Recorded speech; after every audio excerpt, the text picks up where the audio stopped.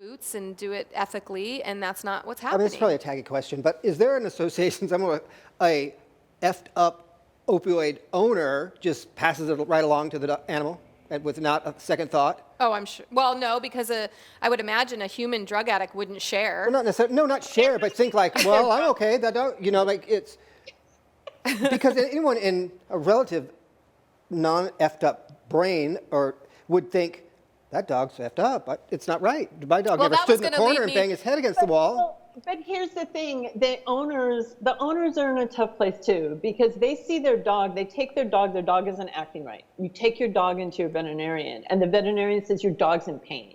Yep. That is, so many people are terrified of their animals being in pain. I do a lot of end-of-life care, a lot of hospice care, and the biggest thing I get from an animal owner is, I just don't want them to be in pain. Are people I intimidated by their don't want them to feel- veterinarians? Yes. Like, I won't question anything you do or say.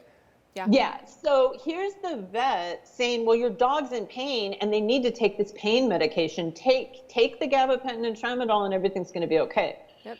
They get home, they start giving it, and all it does is knocks the dog out and doesn't really improve anything. But then they start feeling guilty, like, well, maybe it's their fault. Maybe they aren't giving the medication properly. Maybe if their dog isn't improving and they take it back, the vet's going to tell them it's time to put the dog to sleep. And that's another thing I'm getting is a lot of people are coming to me going, the vet said there's nothing else that can be done and I need to put him to sleep. I just had a call this morning. Heartbroken that, I mean, it crushes somebody Yes. to think, this is the time to put their dog to sleep. Yeah. But so that's what upsets me. So it's putting the owner in this really precarious place. So then they're afraid to take their dog back into their regular vet. And I'll have people call me at this point and I'm saying, listen, there's other pain control besides tramadol and gabapentin. But there's drugs like the anti-inflammatories. Now, Rimadyll's one. Some of these drugs have gotten a really bad rap. But if you have an inflamed bulging disc, if I put that dog on a week of prednisone, that pain's going to be gone. The disc inflammation's going to sink down.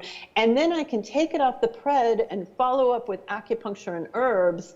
And we can get that dog walking again and feeling good on no drugs. Wow.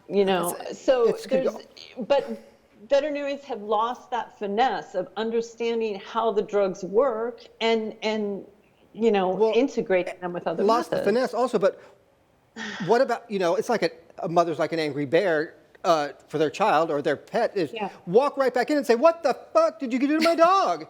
Because I'm sure it's worse now than it was when it went in there. And so screw the vet and say, get a second opinion, or I want to talk to, show me why this is going to work or why it's better than, because maybe the veterinarians have a God complex and think, too bad, you just do what I say. Some of them do. Some of them do have a God complex. Yeah. Absolutely. They do. And they don't want to, a lot of veterinarians don't want to have to deal with that difficult owner that asks too many questions. Yeah. But you made me difficult by pushing me into the corner of just here. Yeah. Yeah. And I tell people all the time, ask about the drug. How is this how is this relieving my dog's pain?